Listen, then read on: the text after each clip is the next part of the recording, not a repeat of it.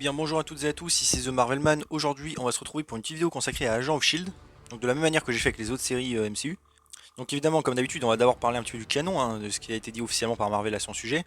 Puis voir tous les easter eggs, les liens qui les relient aux films et aux séries du MCU. Et enfin où les personnages pourraient revenir dans notre projet et de la théorie. Alors évidemment je vais beaucoup spoiler la série, surtout la fin évidemment. Donc si vous n'avez pas vu ou que vous ne voulez pas être spoilé, ne regardez pas. Aussi je tiens à préciser que j'ai quand même eu du mal à faire cette vidéo car il y a tellement de liens limite à chaque épisode et d'easter eggs que j'ai essayé de faire de mon mieux pour essayer de tout concrétiser. Mais encore une fois, vu le nombre de références, il est possible que j'en oublie évidemment. Et si jamais plus tard j'en découvre d'autres, je les rajouterai en description, voilà. Aussi évidemment dans cette vidéo, je ne parlerai que des liens qui viennent du MCU et qui ont déjà été un petit peu introduits avant, ou qui réapparaissent. Par exemple, si des nouvelles races sont introduites dans Agent of Shield d'Alien, par exemple, ça peut arriver. Vu qu'elles ne sont pas parues pour l'instant dans d'autres projets du MCU, je n'en parlerai pas. Vous voyez ce que je veux dire? Je me contente vraiment de ce qui est déjà paru dans le MCU ou apparaîtra ensuite. Vous êtes prêts? On y va. Alors, déjà, qu'est-ce que Marvel a dit officiellement à son sujet et est-ce que la série est canon? Alors déjà, cette partie est déjà assez stupide en soi, car la série est un spin-off direct à Avengers 1. Et si certains ont regardé la série, vous savez qu'évidemment cette série fait partie, ce n'est pas peut-être. C'est à l'écran toutes les secondes limite. Contrairement à d'autres séries comme Elstrom où là ça peut être plus obscur on va dire. Là il y a des liens à chaque épisode, donc déjà voilà.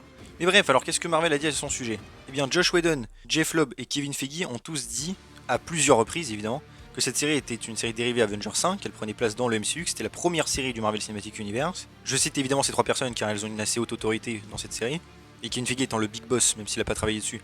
Voilà, à part souffler des idées d'ailleurs.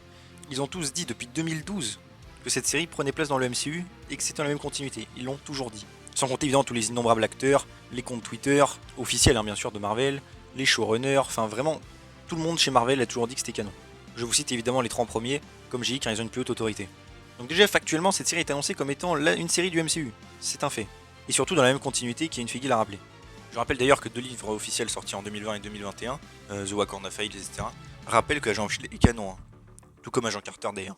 Et alors tiens, au passage je vais un petit peu débunker toutes les soi-disant rumeurs, ou les soi-disant incohérences. Donc déjà pour certains la série ne serait pas canon car elle n'a pas été beaucoup référencée dans les films. Alors déjà c'est factuellement faux, on y reviendra vu que les films ont référencé les séries, de manière subtile mais quand même.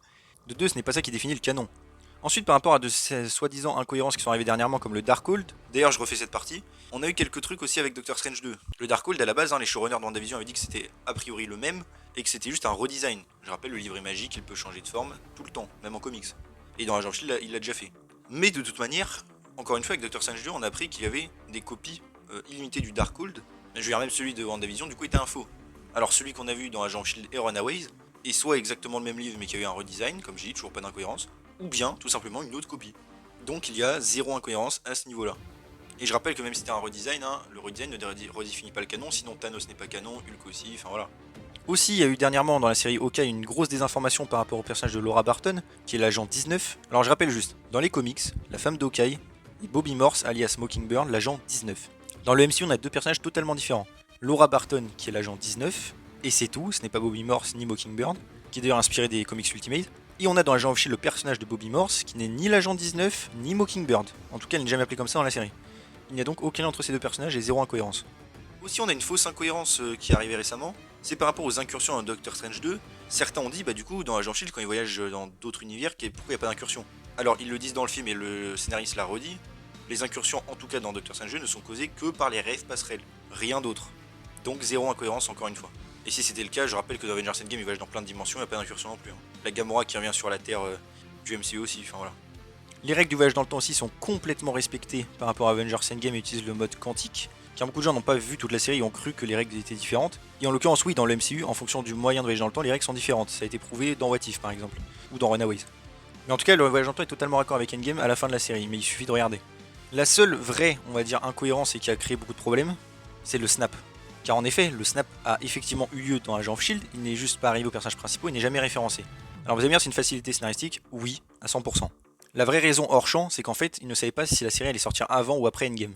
Et donc ils ont dû écrire un petit peu la série comme si elle se passait avant le snap, comme si rien n'avait changé on va dire. Ça c'est les vraies raisons. Sauf qu'en soi, que les personnages principaux n'aient pas été snappés n'est pas si incohérent que ça. Je veux dire, regardez Spider-Man Far From Home, toute sa classe à Peter, tous les persos principaux ont été snappés. Quel bon hasard quand même. Et bah là pour les Agents of Shield c'est pareil. Les persos principaux n'ont tout simplement pas été snappés. On n'en sait rien si leurs proches l'ont été d'ailleurs. Et au passage, le monde post-snap n'est pas du tout apocalyptique. Ce n'est juste qu'à une partie de New York qu'on voit ça. Dans Avengers Endgame, on voit que les gens ont une vie normale, vont au travail, vont au restaurant. La scène avec Hulk en est un très bon exemple. D'ailleurs, une scène coupée avec Hulk qui est canon, où il va sauver un immeuble en feu, on voit que New York est complètement blindé dans la rue. et que le monde est parfaitement, entre guillemets, je dis bien, normal. Donc Agent of Shield n'est pas incohérent par rapport à ça, c'est juste dommage de ne pas l'avoir mentionné, ils n'ont malheureusement pas eu le droit. Et ils devaient d'ailleurs le mentionner dans une scène de la saison 7 sur comment, quand on est dans une autre dimension, le snap n'arrive pas, mais malheureusement ça a été coupé.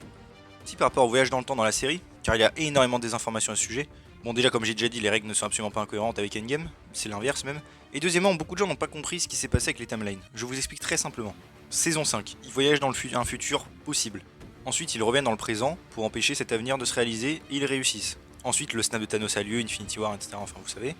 Ensuite, saison 6, post-snap, normal. Puis saison 7, ils voyagent dans le temps. Pendant quasiment toute la saison 7, d'ailleurs, ils sont dans une autre timeline. Et à la fin de la série, ils arrivent à retourner grâce au monde quantique dans la timeline principale du MCU.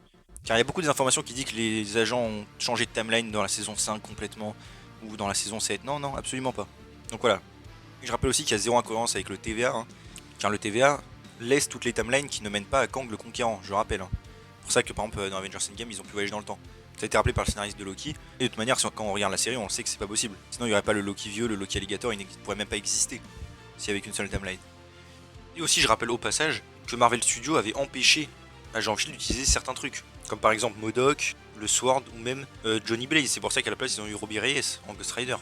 Donc encore une fois, pourquoi toutes ces contraintes si soi-disant ça ne ferait pas partie du MCU et que Marvel Studios s'en ficherait? Bah, la preuve que non. C'est pour la cohérence. D'ailleurs, une personne travaillant chez Marvel Studios avait dit qu'ils avaient fait ça pour toutes les séries MCU, même jusqu'à Hellstrom.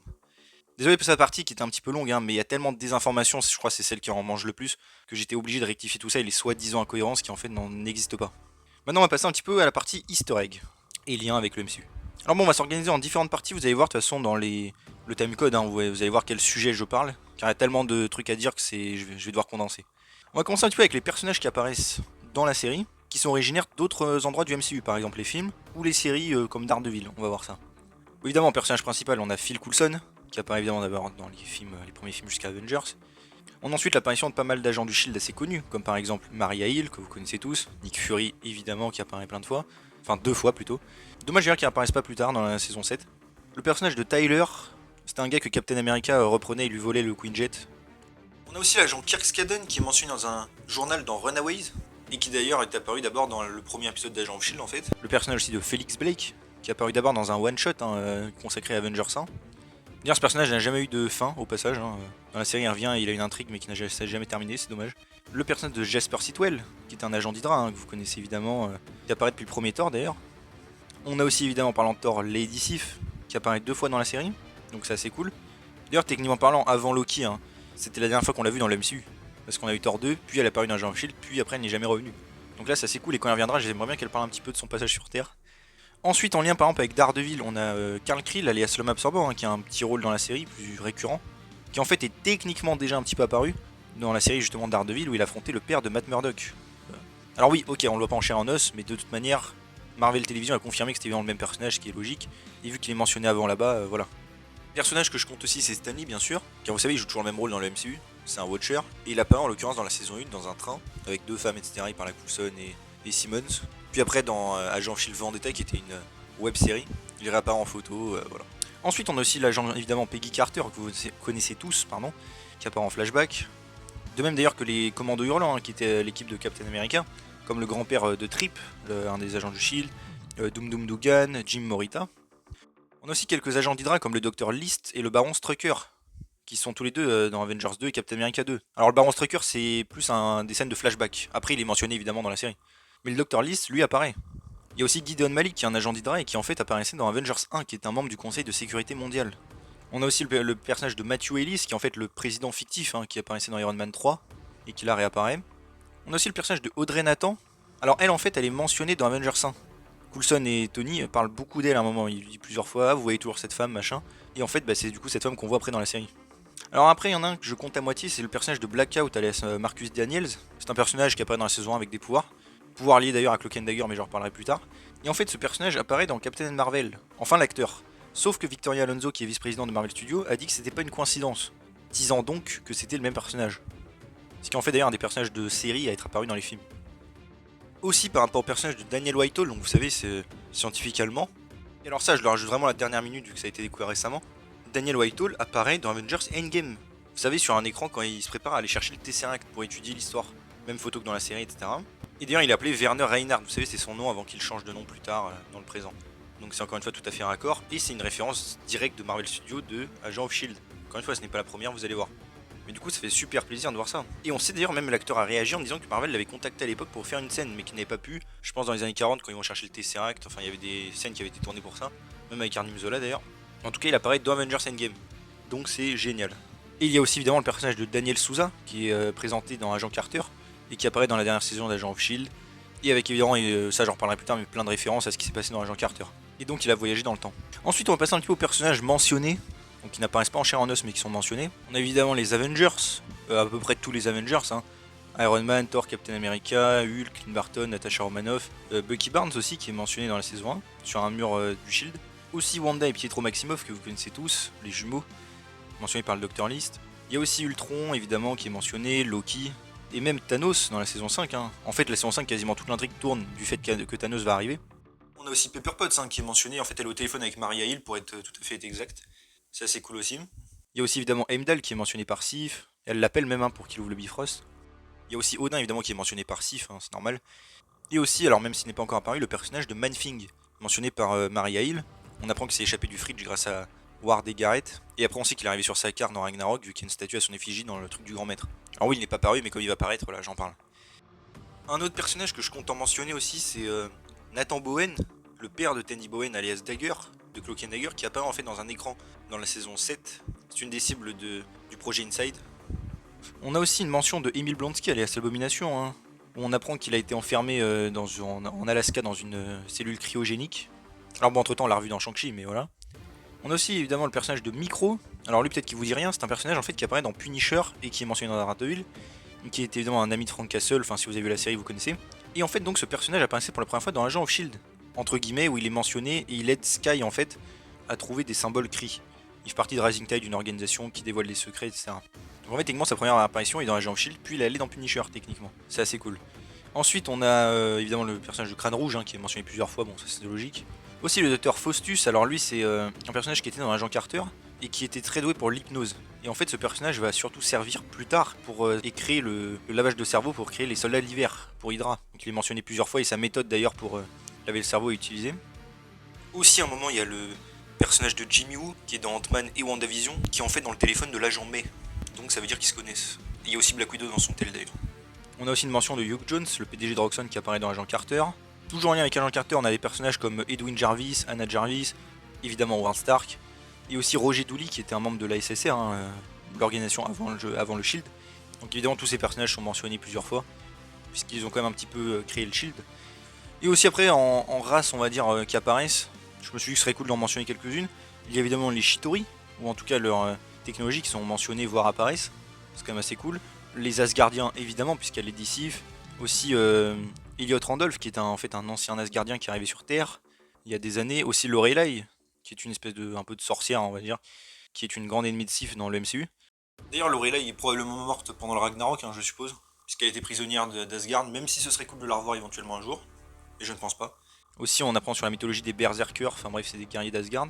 D'ailleurs pour le personnage d'Elliot Randolph, je kifferais qu'il fasse un petit cameo dans Thor 4 à New Asgard, car je rappelle il n'est pas retourné sur Asgard depuis tellement d'années, et honnêtement ce serait un vrai bon clin d'œil, le fait qu'il aille visiter New Asgard, etc. La race des géants des glaces aussi qui est mentionnée, bon évidemment ça vous connaissez tout ce que c'est, et ça nous fait un lien en plus. On a aussi la présence des elfes noirs, évidemment introduite dans Thor 2, et dont là on voit quelques cadavres et surtout de la technologie qui revient. On a aussi techniquement l'introduction des Kree à l'univers du MCU, car c'est là la première fois qu'ils sont apparus, avant d'être introduits ensuite après dans Guardians of the Galaxy, Captain Marvel, etc. Évidemment les Kree jouent un rôle extrêmement important dans la série, bon si vous avez vu vous savez déjà ce que je veux dire. Ils ont évidemment créé les Inhumains, ils ont pas mal d'intrigues dans la saison 2, saison 5, enfin bref. Très important les Kree. D'ailleurs leur écriture est reprise hein, dans les Guardians of the Galaxy, Captain Marvel. Et aussi évidemment on est introduit à la race des Inhumains, donc qui apparaissent, qui après vont avoir leur série dédiée mais qui sont aussi très présents dans la série. Voilà quoi. Ensuite on passe un petit peu aux événements du MCU qui sont mentionnés ou qui sont déclenchés, enfin bref. Vous allez voir par là ce que je veux dire. Il y a évidemment par exemple l'épisode pilote qui utilise des archives d'Iron Man, l'Incroyable Hulk, Iron Man 2, Thor et Avengers. Car justement hein, les gens sont beaucoup plus méfiants depuis que les Chitauri sont arrivés sur Terre. La première saison aussi croise pas mal avec Iron Man 3, avec la présence de Extremis, vous vous rappelez de ça bien sûr. Aussi les conséquences de la bataille de Greenwich, d'après Thor 2, donc où il ramasse les débris des elfes noirs. Et évidemment un gros lien avec Captain America The Winter Soldier, hein, vous en doutez, puisqu'il y a la chute du Shield hein, qui est présente dans la série. avec tous les agents d'Hydra, etc. C'est d'ailleurs ce qui apporte, je trouve, c'est un peu le pivot de la série, j'ai envie de dire. C'est vrai que la série démarre à devenir extrêmement bonne, je trouve, avec des rebondissements assez ouf quand même. La saison 2 aussi de gros liens avec Avengers Age of Ultron, avec Reina qui arrive à avoir une vision du futur et de voir ce qui va arriver. Car en effet, dans la saison 2, en fait, c'est l'agent Coulson qui localise le sceptre de Loki et la base donc du Baron Strucker en Sokovie, qui les transmet à Maria Hill, qui elle-même va les transmettre aux Avengers. C'est ça en fait qui lance Avengers 2. Et c'est d'ailleurs lui qui va emmener l'héliporteur qu'on voit dans Avengers 2 et qui va aider donc, enfin l'envoyer à Fury qui va venir secourir tout le monde. D'ailleurs, fun fact, il devait être présent à la base dans Avengers 2 et faire un caméo, mais ils n'ont pas pu, je ne sais plus pour quelle raison, je crois de planning, un truc comme ça. D'ailleurs, même Nick Fury fait une petite ref justement en disant qu'il a déterré ça avec des vieux amis, qui est en fait Coulson. Et au passage, non, ce n'est pas une possible ref indirecte, puisque Kevin Feige a confirmé que c'était bien ça. Enfin, je veux dire, pour ceux qui disent que c'est pas canon, voilà, c'est ça que je veux dire. Donc ça, c'est un des plus gros liens, je pense, avec la série. D'ailleurs, en lien, le Dr. List capture Deathlock à un moment, et Lincoln, un inhumain, pour faire des expériences sur eux, histoire de servir leur truc, et de pouvoir faire comme les jumeaux, donc Scarlet Witch et Quicksilver. Et d'ailleurs, c'est le Baron Strucker qui a donné ses pouvoirs à l'homme absorbant. On l'apprend après. On a aussi une petite mention vite fait de ce qui s'est passé à Pym Technologies. Donc c'est ce qui se passe dans Ant-Man, dans la saison 3. Après dans la saison 3 on a évidemment d'autres liens avec Captain America Civil War évidemment, avec les accords de Sokovie, qu'évidemment les persos de Agent of Shield vont devoir signer pour certains. On peut même y voir à la télé qu'il y a eu le clash entre les Avengers à l'aéroport, ce qui dégoûte un peu Coulson d'ailleurs. On apprend aussi d'ailleurs que Jeffrey Mace, qui devient directeur dans la saison 4, était présent à l'attentat de Vienne, vous savez où Zemo en gros tue le père de Black Panther. Voilà, il était présent à cet endroit. D'ailleurs aussi, alors ça c'est un petit peu indirect, pendant la création de Civil War, vous savez, il y a une web série qui s'appelle We Newsfront, qui est sortie en fait par Marvel Studios, je précise bien, qui sert un petit peu de faire semblant l'actualité. Et en fait, dans cette émission, nous avons pas mal de références justement aux événements d'Agents of Shield, comme la TCU, les Inhumains, etc. On a aussi une ref à Transia Corporation, c'est une entreprise qui fabrique l'exosquelette de Gideon Malik qui apparaît, et aussi l'éradication complète de Hydra par Glenn Talbot. C'est un événement important de la saison 3 mais qui est mentionné ici. Encore une fois, je leur dis, par Marvel Studios. Ce qui est donc une ref que Marvel Studios fait à la série. Donc c'est pas canon, il va falloir m'expliquer ça. Il y a eu aussi des petites refs indirectes dans Civil War, comme par exemple Vision qui dit que le nombre de personnes optimisées a augmenté de manière exponentielle, ce qui n'est pas vraiment vrai si on compte que les films du MCU, et si on compte ce qui se passe avec les Inhumains, là ça prend sens. Même si ça c'est une ref indirecte, je vous l'accorde. Dans la saison 4, on a aussi évidemment des liens par rapport au Mystique, la Dimension Noire par exemple qui apparaît dans la série, j'en reparlerai plus tard d'ailleurs, et même des liens avec les portails de Doctor Strange avec Ghost Rider, enfin bref. La saison 5, évidemment toute l'intrigue est liée à Thanos comme j'ai dit, et du fait que toute la création finale on va dire du futur destructeur arrive parce qu'il y a une guerre contre d'autres aliens qui étaient censés protéger la Terre de Thanos, enfin bref. D'ailleurs les événements d'Avengers Infinity War sont mentionnés vers la fin de la série, fin de la saison 5, un journal télévisé, on apprend que Greenwich Village a été attaqué par un vaisseau, vous savez c'est quand Strange et Iron Man affrontent les Bonimo et que l'Obsidian. En fait toute la fin de la série se passe en même temps qu'Infinity War, il me semble que la série se termine à peu près pendant la bataille du Wakanda. La saison 6, bon évidemment même si c'est pas vraiment lié, c'est post-snap techniquement. Et enfin la saison 7 a aussi pas mal de petits liens avec bon évidemment la référence au snap qui a été coupée, ça j'ai déjà dit. Et aussi évidemment le monde quantique et les voyages temporels qui sont des liens directs à Avengers Endgame. Il y a même la machine exacte quantique pour les faire traverser. On peut supposer d'ailleurs que Fitz s'est inspiré justement de la technologie de Iron Man pour faire ça. Daniel Whitehall aussi, j'ai fait oublier du coup, comme j'avais dit plutôt qui est mentionné dans Endgame, enfin qui apparaît techniquement sur un écran, ça fait un lien toujours. Ensuite on a Falcon the Winter Soldier qui mentionne aussi indirectement Agent of Shield. En effet, au musée qui retrace le parcours de Captain America, il est écrit à un moment donné qu'après Civil War, il était en fuite, etc. Bon, vous connaissez, mais qu'il avait évidemment l'aide du Shield, qui lui donnait des ressources, des trucs comme ça. Et encore une fois, je rappelle que le Shield n'est plus censé exister, soi-disant, après Winter Soldier. Et on sait que si, évidemment, dans Agent of Shield. Donc c'est un lien. Autre lien que je compte ici, un événement, c'est le fait que le Shield existe et est référencé dans Spider-Man Far From Home. En effet, John Watts et même des trucs promotionnels ont confirmé que la tenue Night Monkey et l'agent qui vient la porter, la blonde, tout ça vient du Shield, et absolument pas du truc de Fury, il le précise. Et en effet, le seul Shield qu'on sait qui existe, c'est le Shield évidemment de Coulson. Car le Shield, officiellement, n'existait plus jusqu'à la fin de la saison 7. Donc c'est forcément une ref, même si elle est indirecte. Aussi, je le compte vite fait là, c'est qu'en fait, dans Captain Marvel, ils ont utilisé les sets de Queen Jet à l'intérieur, qui sont ceux de la série Agent of Shield. Littéralement eux, pas ceux d'avant Avengers ou quoi. Donc c'est quand même un petit lien. Aussi, je le compte en lien, c'est dans la série Hawkeye, le carquois pour les flèches de Clint a un logo exclusif à Agent of Shield. Donc bon, c'est pas grand chose, mais je le compte quand même. Et aussi une autre ref que Agent of Shield fait à des séries, cette fois-ci à Daredevil saison 2. Il y a en effet une chaîne d'information dans la saison 3, dans l'épisode Watch Dogs, l'épisode saison 3, épisode 14, qui mentionne à la télé qu'il y a une guerre des gangs à Hell's Kitchen. Donc évidemment c'est un gros bordel, etc. Et c'est évidemment une référence aux événements de la saison 2, ça a été même confirmé évidemment par les showrunners, etc. Et aussi en lien avec Daredevil, c'est dans la série, On a un article qui parle de la coupure de courant, créée par les Watch Dogs en saison 4. C'est toujours un petit lien. D'ailleurs aussi, par rapport à Daredevil, on a les événements de Cybertech qui sont mentionnés dans Daredevil, dans le journal du New York Bulletin. C'est assez cool. Aussi un truc que je compte à moitié, c'est le fait qu'on aurait eu avoir des crossovers. Par exemple, il y en avait un avec Runaways, qui aurait dû se passer pendant la saison 5, où ils enquêtaient sur le vaisseau spatial de Jonah, enfin bref. Puisqu'ils enquêtent sur le truc extraterrestre, ça aurait dû se lier aux Runaways quoi en gros. Malheureusement ça ne s'est pas fait pour des problèmes de planning. Et on sait aussi qu'il y aurait pu y avoir un truc avec Iron Fist où ils auraient cru que c'était un inhumain. Plus d'autres sans doute. Aussi maintenant on va passer un petit peu aux organisations et aux entreprises qui apparaissent dans cette série, qui viennent du MCU. Donc évidemment on a le Shield et Hydra, hein, ça c'est assez logique, qui ont évidemment un énorme rôle, hein, c'est le thème principal. On a aussi des mentions de la SSR, hein, la section scientifique de réserve, qui était en fait le pré-Shield, hein, j'ai envie de dire, où l'agent Carter travaillait, etc. On a aussi une petite mention de l'AIM, donc qui apparaît dans Iron Man 3. On a aussi la Roxxon Corporation, hein, qui apparaît dans pas mal d'autres séries du MCU comme Daredevil, Agent Carter surtout, et Cloak and Dagger, où elle est l'antagoniste principale. Aussi un peu dans Hellstrom, Runaways, et aussi dans les films Iron Man. Aussi une que je compte comme organisation, c'est le gang de bikers des Dogs of Hell. Donc c'est un gang fictif du MCU qui apparaît d'abord dans Agent of Shield, avec Lorelai, et qui après joue un rôle assez important en Daredevil et Punisher. On a aussi un petit peu quelques lieux de Agent Carter qui sont pas mal mentionnés, comme le Conseil des Neufs et le Club Arena, donc ce sont des endroits un peu de criminels. L'agence aussi de Daniel Souza à Los Angeles, de la SSR, hein. Et aussi Isodine Energy, qui est une entreprise qui après sera rachetée par Roxxon. J'en parlerai parce qu'en fait ils utilisent la matière zéro, j'en parlerai plus tard. Il y a aussi le logo évidemment de Stark Industries, hein, qui apparaît plusieurs fois, c'est logique, comme la tour Stark. On a aussi We War News, donc l'entreprise fictive du MCU, hein, qui donne les informations, qui apparaît dans quasiment tous les films et dans plein de séries. Les séries Marvel Netflix, pareil, Runaways, enfin dans plein de trucs. On a aussi le New York Bulletin, hein, qui est donc d'un journal fictif du MCU, qui apparaît dans Agent Carter, Agent of Shield et aussi dans les séries Marvel Netflix, et Cloak and Dagger. Il y a aussi la marque de boissons fictives, hein, de whisky, Orange Scotch Whisky, qui apparaît dans Agent Carter, Daredevil, Cloak and Dagger, Punisher, Hellstrom, enfin bref. Encore une fois, c'est fictif, hein, donc je le compte, c'est fait exprès pour faire des liens. Aussi une mention de Damage Control, qui apparaît surtout dans Iron Man 1 et dans les Spider-Man Homecoming et No Way Home. D'ailleurs, il devait y avoir une série dédiée à eux, hein, peut-être un jour j'en parlerai. Et aussi une petite entreprise fictive qui s'appelle GT Agrochemical, qui apparaît dans la série et qui apparaît ensuite dans Jessica Jones. Ensuite, passons un petit peu aux lieux. Donc, quand je dis lieux, c'est dimensions, planètes, lieux sur Terre, etc. qui apparaissent et qui sont déjà apparus dans le MCU ou qui réapparaîtront. On a évidemment le Triskel, hein, vous savez, la base du Shield, qui apparaît plusieurs fois dans la série. D'ailleurs, la série nous offre aussi pas mal d'autres bases du Shield, mais vu qu'elles apparaissent pas dans d'autres projets, là je vais pas en parler. Peut-être dans une vidéo dédiée. On a aussi évidemment les Quinjet et les porteurs du Shield numéro 64, hein, qui étaient en fait dans Avengers 1. On a la Tour Stark et des Avengers. Aussi en lieu assez important, on a l'orphelinat de Sainte-Agnès. Donc c'est l'orphelinat où Sky, Daisy est allée quand elle était petite.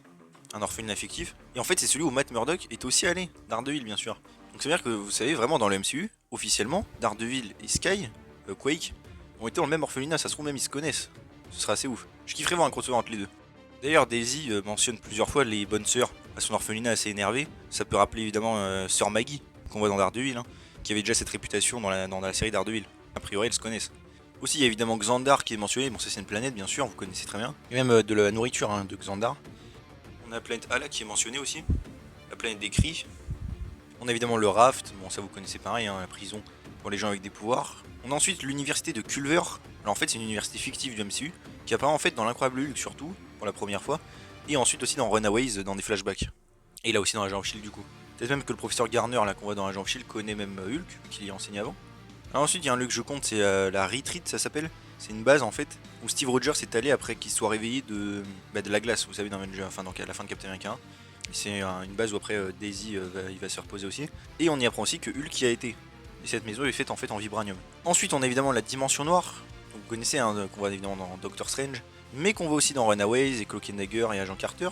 On la voit pas beaucoup mais voilà. C'est en fait le lieu d'où vient le Ghost Rider et le Darkhold, au passage. Et enfin aussi à la fin de la série on voit le royaume quantique évidemment. Encore une fois vous connaissez très bien dans Ant-Man, Avengers Endgame. Et les agents s'en servent pour voyager dans le temps. D'ailleurs c'est très bien fait les effets spéciaux, étonnamment pour une série, je sais ce que je veux dire. Ensuite, maintenant, on va passer un petit peu aux armes, technologies, objets, vous voyez ce que je veux dire, qui viennent du MCU et qui sont dans Agent of Shield. On a évidemment le sceptre de Loki, hein, qui apparaît plusieurs fois, surtout en flashback d'ailleurs, où il est mentionné. On a aussi l'arme faite à partir du destructeur de Thor. Vous savez, c'était une arme que Coulson utilisait contre Loki dans Avengers 1. Cette arme, en fait, réapparaît après dans la série, dans la saison 1 et saison 2. Coulson rappelle d'ailleurs qu'il sait exactement comment s'en servir. Il y a aussi le 084, hein, c'est un objet donc non identifié qui est une arme d'Hydra. Je la compte parce que c'est un truc qui vient entre guillemets de Captain America, hein, la technologie. Il y a aussi évidemment le Tesseract qui est mentionné évidemment à multiples reprises. Il y a aussi le Mouse Hole le trou de souris si on veut. Hein. Vous savez, c'est une technologie que Nick Fury utilise pour s'échapper aux soldats de l'hiver, qui réapparaît donc dans la série. Il y a aussi l'appareil Picklock, le truc qui sert à ouvrir les portes de Coulson qu'il a dans Iron Man 1, qui fait une petite explosion. Même Pepper avait un peu peur de ça. Pepper Potts bien sûr. Il y a aussi le vibranium hein, qui est pas mal présent dans la série. Il y a une cellule dans l'avion de Coulson qui est en vibranium. Aussi au niveau de la technologie Kree, il y a déjà l'écriture Kree hein, qui revient dans Inhumans, Captain Marvel et les Gardiens de la Galaxie. Et même le GH325, la substance qui permet de ramener des gens à la vie grâce au sang des Kree. C'est comme ça que Coulson revient à la vie. Hein. C'est évidemment le même système qui est utilisé dans Captain Marvel sur Carol Danvers, pour la soigner. Même si elle n'a pas les effets secondaires, etc. Bref. Toujours par rapport au Kree aussi, on a l'architecture Kree hein, de la ville, sur la planète Ala qui ressemble évidemment au plan de la ville de Agent of Shield. Victoria Alonso avait dit hein, que c'était un peu la même chose. On a aussi quelques trucs technologiques comme par exemple l'effacement de mémoire. Je veux dire, ils ont complètement manipulé la mémoire de Carol Danvers. Et dans Agent of Shield, on a des Kree qui ont des appareils pour faire ça aussi. Qu'ils ont utilisé sur Sif par exemple. Donc moi je le compte en rien. La technologie aussi pour parler dans l'esprit de la personne. C'est ce qui se passe avec aussi Carol et l'intelligence suprême. Et aussi Daisy avec un des chefs Kree là, qu'on a dans la saison 5. Elle lui parle dans son esprit. Et enfin aussi, on a l'inhibiteur de pouvoir. Un truc aussi utilisé dans Captain Marvel évidemment sur Carol. Et réutilisé dans Agent of Shield pour par exemple Daisy. Ou même un autre inhumain aussi qui peut lire les esprits, voilà. Tout est lié.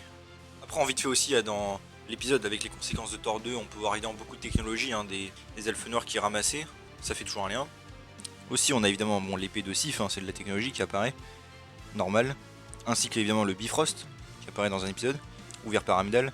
Et alors ça, mais c'est pas paru en film, je fais un petit lien, c'est évidemment le bâton aussi du Berserker dont j'ai parlé plus tôt. Donc c'est un bâton qui augmente à mort la force des Asgardiens mais aussi des humains.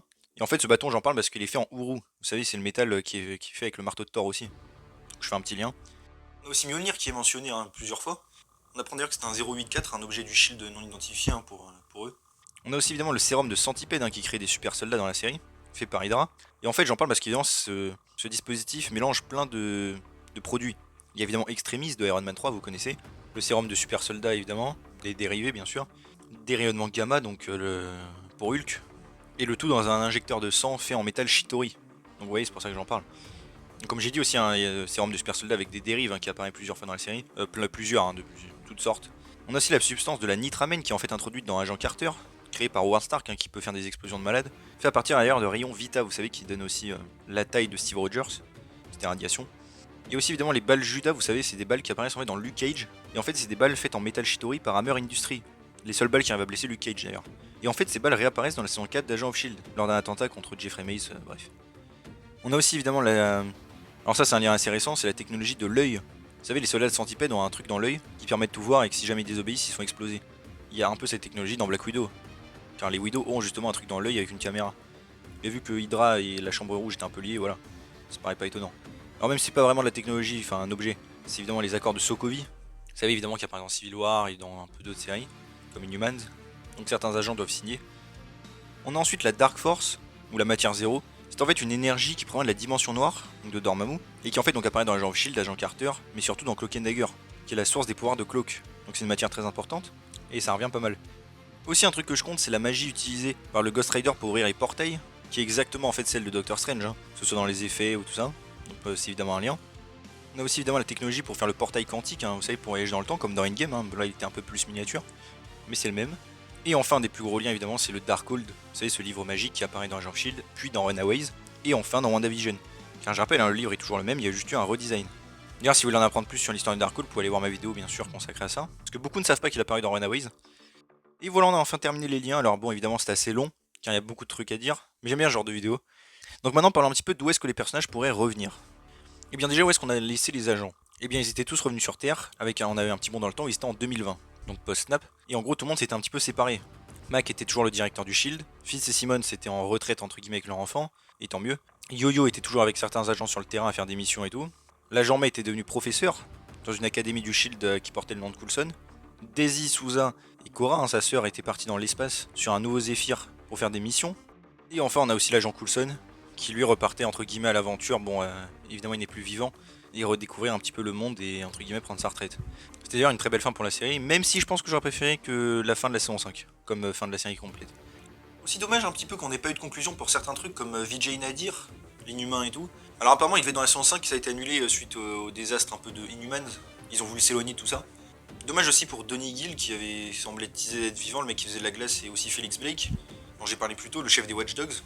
Un petit peu dommage. Aussi, il y a aussi une petite mention vite fait de Bobby Hunter, hein, vous savez, c'est l'agent, où Mac dit qu'il a un truc à régler avec ça. Alors c'était une ref indirecte, mais les scénaristes ont confirmé que c'était ça.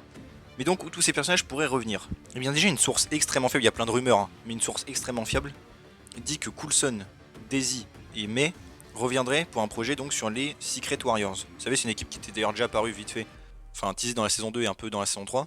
Mais donc là, une série consacrée à ça, a priori. Hein. Et que donc ces trois personnages déjà reviendraient. Et la source est très fiable. Donc bon, déjà c'est une bonne nouvelle, à voir évidemment si ça se concrétise, mais vu que la source est très fiable, j'en parle. Vraiment, vous pouvez vous y attendre. Il y avait aussi des rumeurs donc, pour Secret Invasion, bien sûr, hein, surtout pour Daisy, bien sûr. Car en effet, elle part dans l'espace pour faire des missions, ça fait évidemment penser au Sword, aux trucs comme ça. Et franchement, c'est vrai que je kiffe assez l'idée. Mais honnêtement, même si j'y croyais avant, je n'y crois plus vraiment. Tout simplement car il n'y a pas assez de rumeurs fiables et concrètes. Et le projet arrive dans pas si longtemps que ça. Donc à moins qu'il fasse un petit caméo dans des reshoots ou un truc comme ça, honnêtement, si elle était une très grosse partie de l'intrigue, ça aurait pu, je pense, leaker. Et évidemment, ce serait l'occasion de revoir aussi Daniel Souza et Korra. Même si je pense que si un jour on les revoit, il y aura que Daisy. Hein. Je pense vraiment que s'ils refont revenir les personnages, d'ailleurs, ce sera vraiment l'équipe principale du Shield qu'on connaît depuis le début. Il y avait aussi des rumeurs pour Coulson dans Secret Invasion. Honnêtement, ça j'y crois plus. Enfin, j'y crois, mais d'une autre manière. Je pense plutôt qu'un Skrull va prendre son apparence. Je suis d'ailleurs sûr hein, que Coulson a tourné des scènes, hein, l'acteur l'a teasé énormément. Mais je pense plutôt que ça va être un gag avec le fait que ce soit un Skrull et que du coup on se demande si c'est vraiment lui qui est vivant ou quoi. Même si encore une fois ça enlèverait au canon de la série vu que le personnage est canoniquement mort après, dans la saison 5. Donc c'est pas grave. Même si c'est vrai qu'un LMD de Coulson qui apparaît, ce serait ouf. En tout cas, Coulson, je pense qu'on le reverra, mais encore une fois, pas vraiment de la manière dont on imagine, donc celui de la série, mais plutôt un Skrull qui prendrait sa place. Même si je suis d'accord que revoir lui et Fury ensemble, même avec Daisy, hein, car Daisy n'a pas rencontré Fury d'ailleurs, hein, contrairement aux autres membres de l'équipe, ce serait assez ouf. A l'époque, bon, il y avait eu des petites rumeurs et des allusions que évidemment Daisy pourrait apparaître aussi en Miss Marvel, vu qu'elle est inhumaine normalement, mais vu que là Miss Marvel ne sera pas inhumaine, je pense qu'il y aura zéro lien. Et c'est vrai que d'ailleurs dans le MCU, si Kamala avait été inhumaine, ça aurait été plus logique qu'elle admire Daisy que Captain Marvel par exemple. Mais bon. En tout cas, je pense à peu près ça pour les personnages. D'ailleurs, si Daisy revient, j'aimerais bien qu'elle dise qu'elle connaisse Matt Murdock, hein, maintenant, vu qu'ils étaient dans le même orphelinat. Pour Coulson, donc j'ai dit. Mais comme j'ai dit, hein, voilà, elle pourrait revenir dans un projet. Après, est-ce qu'elle sera vraiment combattante? Je sais pas. Peut-être. D'ailleurs, dans le projet, là, Secret Warrior, s'il a vraiment lieu, j'aimerais bien qu'on y revoie Yo-Yo, bien sûr. Hein. Elle est devenue tellement rapide en plus à la fin de la série, elle n'avait plus son truc de revenir au point de départ quand elle court très vite. Donc ce serait une très bonne idée. Aussi, ce serait l'occasion d'y faire revenir Mac, qui est quand même le directeur du Shield. Hein. Il avait d'ailleurs réparé les téléporteurs à la fin. Alors on ne sait pas si le Shield est toujours actif, normalement oui. Après, est-ce qu'il l'est encore maintenant? À voir, j'espère. Hein. Pour Fitz et Simmons aussi, alors bon, eux, je trouve qu'ils ont vraiment une retraite bien méritée. Alors, excepté un petit caméo peut-être pour apporter de la technologie, j'espère peut-être pas les revoir, vous voyez ce que je veux dire, parce qu'ils ont quand même une bonne fin, donc autant pas les mettre en danger. Surtout avec toutes les galères qu'ils ont eues. Je me rappelle qu'à un moment, pendant WandaVision, il y avait des rumeurs que ce soit lui, Fitz, qui ait fait un appareil, etc. Mais bon, bref. Honnêtement, là pour l'instant, j'ai pas trop idée de projet. Aussi le personnage de Flint, hein, qui était un inhumain qui pouvait manipuler la roche, tant qu'on y est, qui était avec la jambe, il pourrait revenir dans Secret Warriors, hein, je viens d'y penser. Ce serait un bon ajout à l'équipe. Et même pourquoi pas Deathlock aussi, je viens d'y penser aussi. Puisqu'il faut une petite équipe avec des gens à pouvoir, autant utiliser tous ceux qu'on connaît d'Agent Shield. C'est vrai que Deathlock aussi il manque, hein, on l'avait revu la dernière fois dans la saison 5. D'ailleurs, je sais pas pourquoi à l'époque j'avais pensé que dans l'arène là dans Shang-Chi, ça aurait été cool de voir Deathlock affronter des gars. Vu qu'il y a un gars en plus qui est extrémiste, ça aurait fait un petit lien. Mais bon. D'ailleurs, il y avait des rumeurs hein, que dans le Captain America 4, on voit un Deathlock, mais un autre Deathlock, pas celui d'Agent Shield, mais un nouveau. Donc un autre gars avec des trucs cybernétiques, voilà. Ça ne reboot rien, je rappelle. D'ailleurs aussi, l'acteur de Deathlock, il a dit qu'il aimerait bien revenir dans Armor Wars, sur Twitter en parlant à Disney+, c'est vrai que ça pourrait être un bon endroit. Un truc qui sera assez cool aussi, même si ça arrivera jamais, c'est de revoir Dick au TVA, pourquoi pas. Ce sera assez drôle, même si honnêtement je pense, comme j'ai dit, que le TVA a laissé cette Amaline si elle mène pas à Kang le Conquérant. Après les événements de Loki, bon on verra. Hein.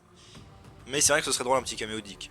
Aussi il y a Bobby et Hunter, donc qui ne sont plus prêts depuis la saison 3, enfin Hunter dans la saison 5. Je rappelle, ils doivent avoir même leur propre spin-off, hein. D'ailleurs j'en parlerai un jour d'ailleurs de ce projet je pense. Les projets abandonnés du MCU, ça pourrait être cool. Et comme j'ai dit, ils sont entre guillemets mentionnés à la fin de la saison 7, donc on peut penser qu'ils ont rejoint le Shield après. Ce serait cool. Et donc pourquoi pas les revoir, car je rappelle d'ailleurs que Adrian Palicki, vous savez qui joue donc Mockingbird, enfin Bobby Morse, puisqu'elle n'est pas appelée comme ça, et bien je rappelle qu'elle a une apparition à faire dans un film, comme Charlie Cox d'ailleurs. Et Charlie Cox lui il a apparu. Donc en vrai pourquoi pas hein. Après encore une fois à l'époque je pensais peut-être dans Hawkeye qu'on pourrait avoir un caméo de la journée ou Bobby Morse, mais du coup là honnêtement je vois pas trop le projet pour l'instant. Peut-être dans un Hawkeye saison 2. Ou alors, comme j'ai dit, dans le projet Secret Warriors, en plus des gens à pouvoir, et comme j'ai dit, tout quasi sûr, il y a Coulson, May et Daisy, ils pourraient même faire revenir carrément en fait tous les persos de la série en fait. Hein. Mais de ce que je sais, il y a que ces trois-là, beaucoup de vraiment sûrs. Aussi, je le compte un petit peu, c'est Ghost Rider, donc Robbie Reyes, car lui aussi a un contrat pour apparaître dans un film, c'est officiel. Hein. Alors est-ce qu'il reviendra? Honnêtement, j'en sais rien. Vous savez, d'avoir sa propre série qui a été annulée, son crossover avec les Hellstrom. Tout ça, c'est dommage. J'aurais vraiment aimé que Marvel Studios relance hein, cette franchise d'ailleurs, que Hellstrom saison 2, Ghost Rider qui fasse les trucs qui étaient prévus, les crossovers. Déjà parce que Ghost Rider était très bon. Mais en plus maintenant ils se lancent un peu dans le côté un peu horrifique avec Werewolf by Night et Man-Thing qui arriveront plus tard. Donc ce serait un bon truc. Même avec les Midnight Suns, hein, vous savez, l'équipe avec Blade, Moon Knight, les persos un peu mystiques, le Chevalier Noir, qui semblent se mettre en place, ce serait un très bon ajout. Même les Hellstrom d'ailleurs. Hein. Même si honnêtement je pense qu'on les reverra jamais. Hein. Mais en tout cas Robbie Reyes j'aimerais vraiment, et si un autre Ghost Rider au moins faire une petite ref à lui. Et en tout cas de toute manière on reverra les acteurs, enfin les personnages c'est sûr. C'est vraiment une question de quand. Il y a de plus en plus de rumeurs au fur et à mesure qui arrivent. Et même l'acteur de Coulson a dit, la question c'est quand on les reverra, il l'a dit en interview. Donc on les reverra au bout d'un moment, reste à savoir quand. Comme j'ai dit, je pense Secret Invasion, peut-être Armor Wars avec des Slocks, et après quelques projets en plus, on verra. Mais voilà, en tout cas, bah, vraiment, j'ai adoré cette série. Hein. Un jour peut-être je ferai aussi des petites critiques hein, dédiées à chaque projet, ça pourrait être marrant. Mais vraiment, c'est une de mes séries préférées, même tout court, et même une de mes séries préférées du MCU après Daredevil. Donc vraiment, j'espère que les personnages reviendront, ça ferait plaisir à tout le monde. Tous les rageux et tout seront un peu en PLS quand les persos reviendront en plus. Donc vraiment j'ai hâte. Et en plus cette série a quand même beaucoup influencé après Marvel, car les persos sont apparus plus tard en comics alors qu'ils n'existaient pas. De Coulson à la Jean May, à Fitzsimmons, il y a juste Daisy hein, qui existait déjà. Même si il me semble qu'elle n'était pas inhumaine, c'est après la série qu'ils l'ont fait genre qu'elle était inhumaine justement. Et même Daisy, les acteurs continuent de faire la voix des persos dans les dessins animés. Et je rappelle, la série était extrêmement populaire. Au niveau des chiffres, elle explose pas mal de séries, toutes les séries Disney Plus de Marvel. Et même en été, elle était plus haute que What If, alors que What If ça venait de sortir, la série d'Agent of Shield a été terminée depuis longtemps. Enfin bref, vraiment j'ai adoré cette série et j'aimerais beaucoup revoir les personnages. Surtout Daisy aussi avec les Avengers, hein, ce serait super cool. Mais voilà, bah, c'est déjà tout pour cette vidéo, bon elle était un peu longue. J'espère quand même qu'elle vous a plu, si c'est le cas n'hésitez pas à vous abonner, liker, commenter, partager, activer la cloche. À me suivre sur mes réseaux sociaux et mon Discord, vous avez le lien en description. Et on se retrouve bientôt pour une nouvelle vidéo. Salut tout le monde.